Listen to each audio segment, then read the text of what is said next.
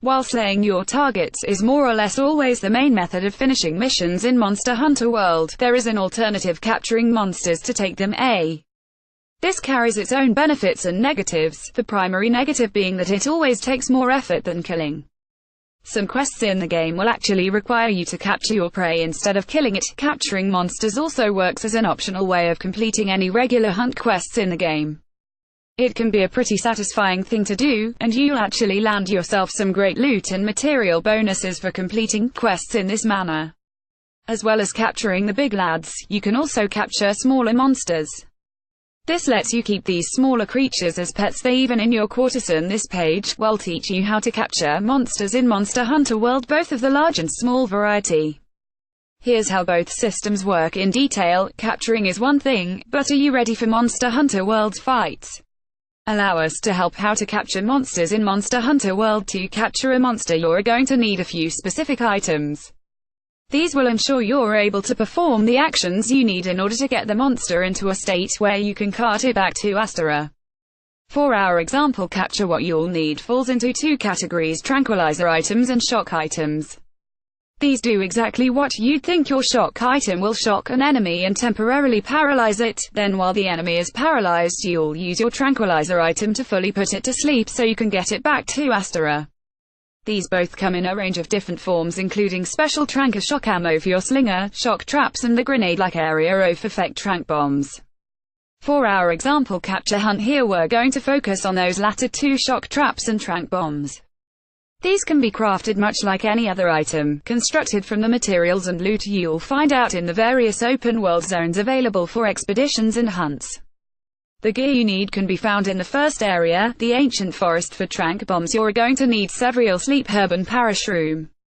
Meanwhile the shock traps will require a trap tool and thunderbug. Trap tools can be found at the store in Astera, by the way. When you're on an investigation mission that stipulates you need to capture a monster, you'll find these items in the item box as part of that mission's provisions, so all you need to do is hit Start Options and open up the menu to craft them. With your preparation complete, it's time to capture. Find your target and get to attacking it. Track it, attack it, and continue to deal damage to it. At full strength monsters aren't going to be easily captured, so what we actually want is to get our target down to a critical health state. Keep on attacking just as you normally would. Go wild, and wait for the telltale signs that a monster is injured, limping, less aggression, or outright running away. Once that happens, cease the attacking. At this point it's time to deploy the plan to capture instead of kill. Follow the monster and set one of your shock traps on the ground. You can find your shock traps in the quick inventory. Use cell 1 pound and square B to rotate through the menu in the bottom right and use square to put the trap down. If you can get the drop on a sleeping monster, you can drop the trap right at their feet, but the more likely method to do this is to place the trap in a bottleneck, gain aggro attention off the monster and then lure it into the trap, triggering it and shocking the monster. With the trap triggered, the monster will be stunned and downed. How's the time to get your trank bombs? Keeping in mind that the creature won't be stunned forever and there's no menu pause in Monster Hunter World, you need to quickly open up the quick menu again and now switch to the trank bomb. Get in on the stunned monster and begin to use the trank bomb with square X. If it doesn't put the monster down, use more F. Naturally it will fall asleep. Once the creature falls asleep, the mission will end as if you'd killed it, but this counts as a capture. Keep in mind that injured monsters don't regrow limbs, so if you slice off a tail or bash a horn off while wearing the monster down, it'll be that way when it gets back to Astera. Capture versus kill. Which should you do? Capturing monsters can offer many new and more impressive rewards compared to killing them outright, but there is a catch, and that is that you of course won't get the chance to carve the corpse of the monster for certain pieces of loot. So capture versus kill. Which is better for you? Well, the important thing to note here is that Monster Hunter World has different loot tables, essentially, for capturing versus killing. So while you won't get as much immediately in the form of carving when you capture, you'll be rewarded more on the post-mission results screen. You'll get more research points, more cash, and you'll also get additional item materials and other loot for capturing. Honestly, which is the better option for you depends a lot on what you're doing, where you're at in the game and so on.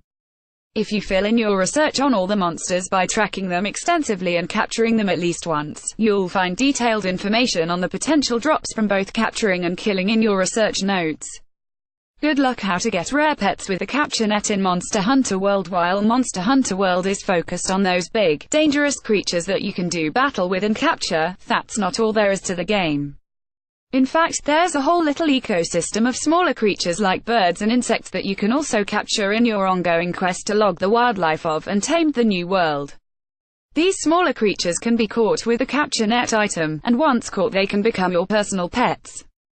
The capture net is actually a key item given to all monster hunters by the Commission, and so you'll find it in your item list from the moment in the early game when you first get your hands on your equipment alongside other useful gear like a fishing rod and such. In order to get to the capture net, simply browse to it in your quick inventory in much the same way as we just described doing for those other capture items. Press L1 and scroll through with the face buttons. Hitting square X will equip hand. Unequip the capture net, and it temporarily replaces your slinger. That means you will press L2 Lieutenant to aim and R2 RT to fire, and your regular small slinger aiming reticule is replaced by a much larger reticule that indicates the range of the capture net. Try aiming at things in the environment. If something is in range and able to be captured, the reticule will change from grey to a sort of dull orangey color. Keep in mind that many smaller creatures are skittish and will run when you get close, so remember a ghillie mantle or simply sneaking by crouching cross-A can help you enormously. Once you return to Astera, you'll be able to see your pets simply by returning to your room. Chat to your Palico assistant. They're not your personal Palico, but the housekeeper, and they'll happily adjust what pets are loose in your room and where. As your room expands, you'll have more places to put your little pals, and in addition you earn some research points in for the bargain. How to get the creature capture trophy by finding the rare creatures. The Monster Hunter World trophy list shouldn't be too difficult for anyone used to playing each game in the series for hundreds of hours, but a few specific hidden trophies stand out compared to the rest. These require you to capture a fish, a few specific animals in the map's environments, and each unlock a silver trophy at the Xbox equivalent achievement. Here's what, where, and when to find the animals that unlock these trophies. This section will be updated as more of the creatures are found. Rainbow Bright. Where to find and capture this trophy tasks you with finding a creature that glitters like a rainbow. Ostensibly, the animal you're looking for is the Prism Hercudrome. You can find it at the portion of the Wildspire Waste posted below, at either dusk or dawn. This is in Area 10 on your map, and you will have to either swing onto the platform using your grappling hook or climb up to it using the vines on the side. Once you're there and can confirm that the insect has spawned, grab your prize. The trophy should unlock immediately. Snuggles for all, Bristles for all. Where to find and capture these two trophies task you with capturing a fluffy, snuggly creature, as well as a stiff and bristly one. Truth of the matter, they're two species of the same family of bird. The downy and bristly crake, to be exact. It should be fairly obvious by name alone which awards each trophy. These are a little tricky to find, and a certain amount of RNG is involved, but for the downy variety you'll want to search the backs of grazing dinosaurs in the forest of the Wildspire Waste around dawn, whereas with the bristly variant you'll want to check Area 15 of the Rotten Vale. If you find one, it'll be on the back of the Mosswine. For both species, wear a ghillie mantle to prevent them from running off. A living fossil. Where to find and capture this last trophy is also based off RNG, but one place you can find this glowing fish is Area 8 of the Elder's Recess, in the Eastern Camp. Check the river to the side, and if you're lucky you'll find the fish in the spot pictured above. We recommend searching at night. If you're lucky, you might find it in Area 15 of the Rotten Vale as well, off near the Grimalkins, in a pool of acid alongside some golden fish.